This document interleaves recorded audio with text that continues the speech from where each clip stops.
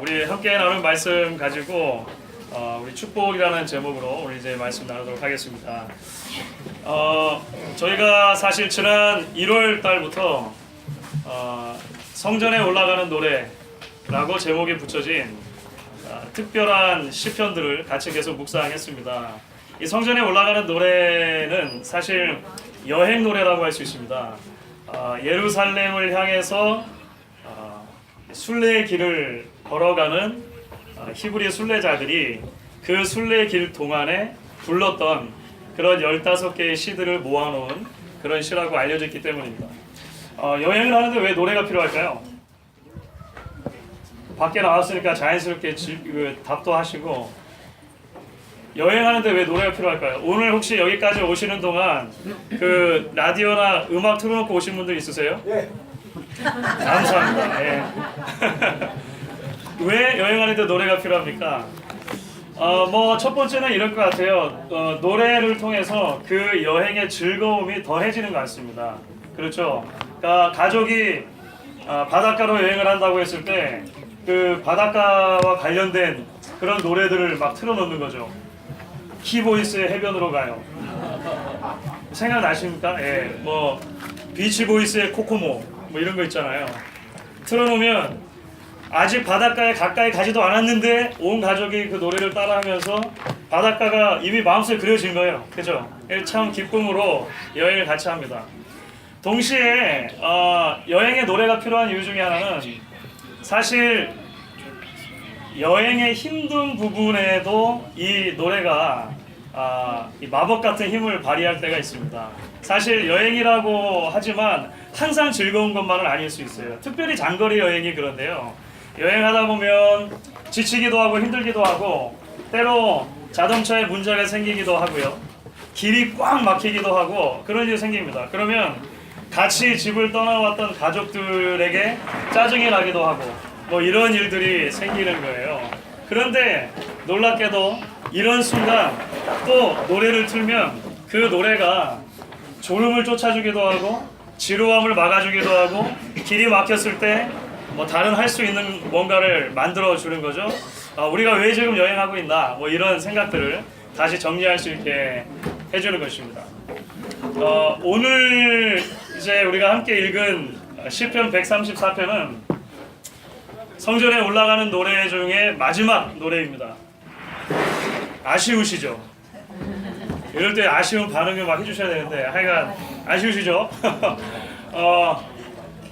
마지막 성전에 올라가는 노래인데 사실 이 노래도 역시나 여행의 노래로서의 그 독특한 가치를 다 해주고 있습니다. 그러니까 우리는 오늘 이 시를 통해서도 신앙의 순례길을 걸어가는 게 도대체 왜 즐거운가, 왜 기쁜가, 왜 신나는 일인가 라고 하는 하나의 진리를 듣게 돼요. 또 반면에 신앙의 길을 걸어가다, 순례길을 걸어가다 힘든 일도 있을 텐데, 어려운 일도 있을 텐데 그러한 시기들을 어떻게 지나갈 것인가 라고 하는 지혜의 말씀도 오늘 말씀을 통해 듣게 되는 것입니다. 자, 이렇게 해서 오늘 우리가 시편 134편의 메시지를 잡아갈 텐데, 시편 134편의 메시지를 이렇게 이해하려고 할 때 아주 중요한 주제 하나가 있습니다. 그 주제가 뭐냐면 3절밖에 안 되는 짧은 시이지만 1절, 2절, 3절 모두에 반복되는 단어가 있어요. 자, 1절은 어떻게 끝을 맺습니까? 여호와를 송축하라 이렇게 끝을 맺습니다. 2절은요? 송축하라 끝을 맺어요. 3절은요? 내게 복을 주실지어다. 그런데 사실 히브리 원어로는 이 세 단어가 다 같은 단어입니다. 축복하다라고 하는 뜻을 가진, 그러니까 blessing이라고 하는 뜻을 가진 히브리어 바라크라고 하는 단어가 있어요. 바라크라고 하는 단어를 그대로 사용했습니다.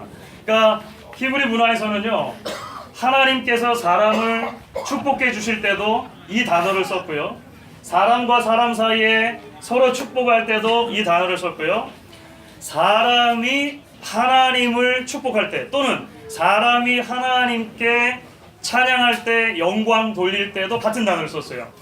근데 우리말로 옮길 때는 사람이 하나님을 축복한다, 이게 좀 어색하잖아요. 그래서 송축하다로 바꿔놓은 겁니다. 사실은 같은 용어라고 하는 거예요. 결국 오늘 시편 134편은 축복의 노래죠. 축복의 노래. 축복의 노래. 그리고 이 축복의 노래라고 하는 큰 주제 속에서 우리가 이제 말씀드렸던 것 같은 이제 여행의 노래에서의 아주 중요한 이제 두 가지 특징을 발견하게 되는 것입니다.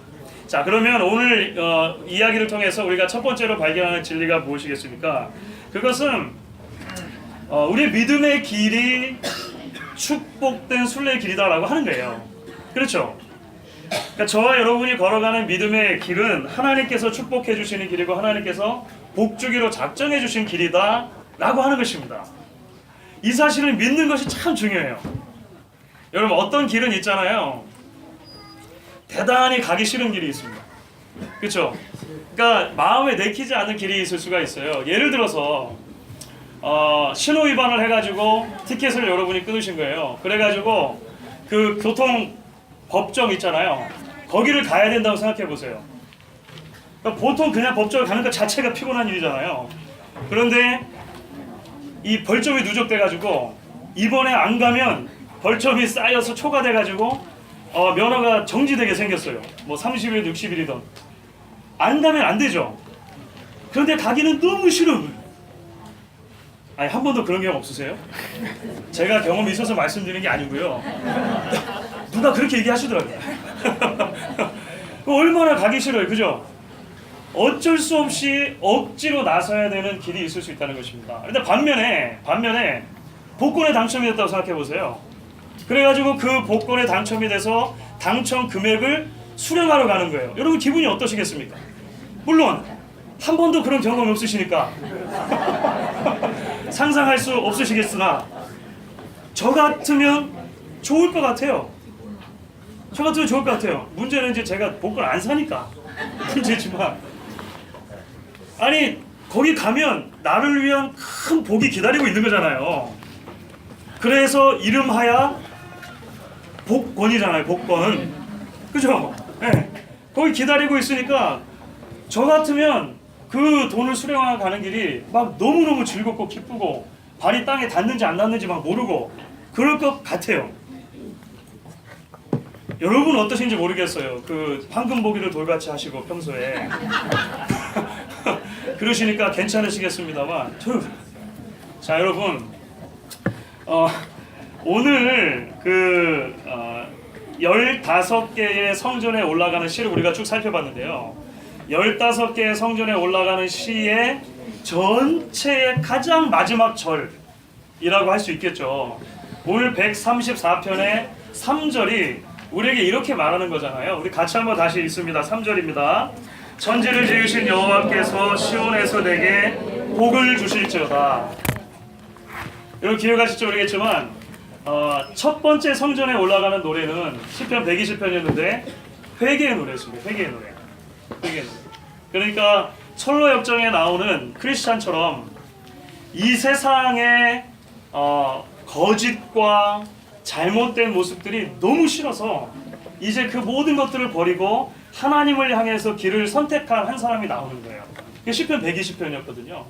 그런데 그렇게 너무 실망스러워서 눈물을 흘리면서 그 순례 여정을 걸어갔다고 생각했는데, 출발했다고 생각했는데 자신을 기다리고 있는 게 무엇인가 시인이 깨달은 것이죠. 이 시가 쭉 진행되면서 우리를 기다리고 있는 것은 하나님의 축복이구나 라고 하는 것을 깨닫게 됐다는 것입니다. 그런데 우리가 여기서 하나 기억해야 할 것이 있어요. 그것은 뭐냐면요, 히브리어의 바라크라고 하는 그 축복하다라고 하는 동사는 사실 우리의 무릎 있잖아요.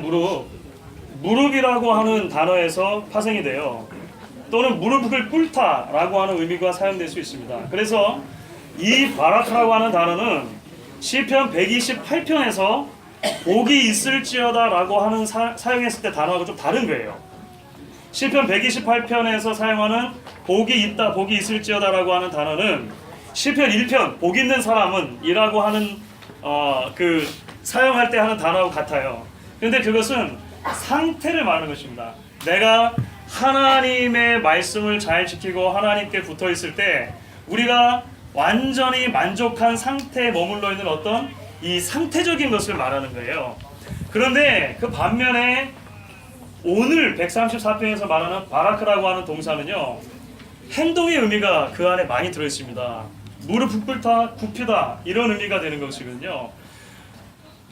천지를 지으신 하나님께서 시온에서 복을 주신다라고 했을 때 그 안에 담겨있는 내용은 뭐냐면요, 천지를 지으신 창조주 하나님께서 저와 여러분을 위해서 눈높이를 맞춰주기 위해 몸을 굽혀주시는 의미가 그 안에 포함되어 있는 것입니다. 우리 아빠 엄마들이 어린아이들하고 대화를 할 때면은요, 자꾸 몸을 숙여요. 여러분들도 그러시죠? 교회에서 우리 아이들하고 얘기할 때 사탕이라도 뭐 하나 주실 때 자꾸 몸 숙이지 않으세요? 물론 이제 애들 이렇게 두는 경우도 있으십니다만 보통 우리가 서울 구경도 시켜주시고 막 하십니다. 보통 우리가 숙인단 말이에요. 그렇죠? 눈높이를 맞추는 것이죠. 이 축복하다, 바라크라고 하는 동사에 그런 의미가 너무 강하게 들어있는 거예요. 천지를 지으신 하나님이신데 우리에게 복 주시는 방법이 뭐냐면 우리를 위해서 무릎을 꿇어주시는 거예요. 우리를 위해서 낮아지시는 거예요. 우리를 위해서 찾아와서 눈높이를 맞춰주시는 것입니다. 어디까지 하나님께서 눈을 맞춰주십니까? 어디까지 낮춰주십니까? 아들 예수를 보내주시고 그 예수 안에서 십자가에 죽어주시기까지 낮춰주신다는 거예요. 그것이 하나님께서 우리에게 복 주신다라고 할 때 들어있는 개념이라고 하는 것이죠. 그래서 이 축복의 개념은 반드시 성경에서 은혜라고 하는 개념과 맞물리게 되어 있다는 것입니다.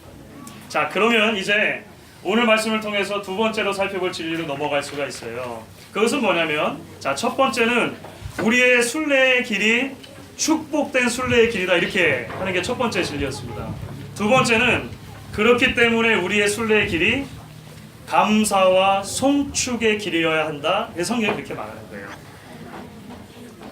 말씀드렸던 것처럼 감사와 송축이라고 하는 단어가 하나님께서 우리에게 축복하신다라고 했을 때하고 단어하고 같다고 말씀드렸습니다. 다시 말하면 이런 것이죠. 하나님이 기꺼이 자기 자신을 굽혀서 낮춰서 우리를 사랑해 주시고 은혜 베풀어 주셨으므로 우리도 이제 이 땅을 사는 동안 그 하나님 앞에 무릎을 꿇고 하나님을 높이고, 하나님, 나의 하나님이 맞습니다. 우리가 아까 인사했던 것처럼 하나님이 나의 하나님이라서 저는 너무 좋습니다, 이렇게 고백하는 것이죠.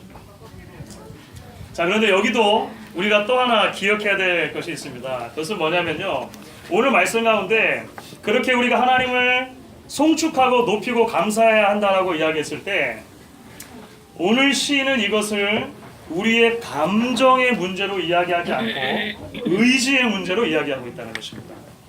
그러니까 마음이 내키고 동할 때만 하나님께 감사하고 축복하는 것이 아니고요, 그 어떤 상황이 있든지 간에 우리의 의지를 발동해서 하나님을 찬양하고 높이는 것입니다. 자, 여러분 오늘 1절 말씀 다시 한번 볼게요. 1절 말씀을 보시면 한번 같이 읽어보겠습니다. 보라, 밤에 여호와의 성전에 서 있는 여호와의 종들아, 여호와를 송축하라. 자, 1차적으로 이 말씀은 성전에서 수종드는 레위인들을 대상으로 먼저 주어졌다고 그렇게 생각들을 해요. 자, 그런데 뭔가 좀 이상하지 않습니까? 지금 섬기는데 언제 섬긴다고요? 밤에.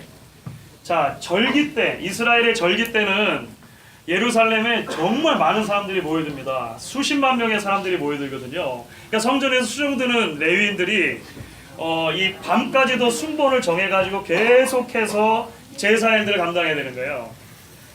무슨 일이든지 간에 밤 시프트 일해보신 분들 있으시죠?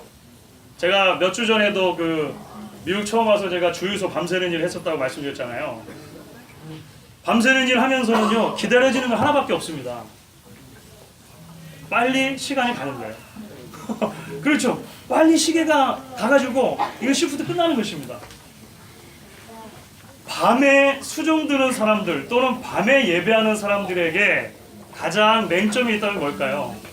예배가 형식으로 빠지는 거겠죠. 그렇죠? 예배하기 너무 싫은데 그냥 억지로 하게 되는 상황이 되는 것입니다. 아니, 새벽 2시에, 새벽 4시에 제사 드리고 예배 드린다고 생각해 보세요. 이게 지금 맑은 정신으로 드리기 힘든 상황이잖아요. 그런데도 오늘 시인은 얘기하는 거죠. 밤에 여호와의 성소에서 수종드는 여러분들 하나님을 송축하십시오. 이렇게 얘기하는 거예요. 그러면서 2절로 연결이 되죠. 성소를 향하여 손을 들고 송축하라, 이렇게 이야기를 하는 것입니다. 사랑하는 여러분, 믿음의 순례길을 가는 동안에도 밤이 찾아오죠. 그렇죠.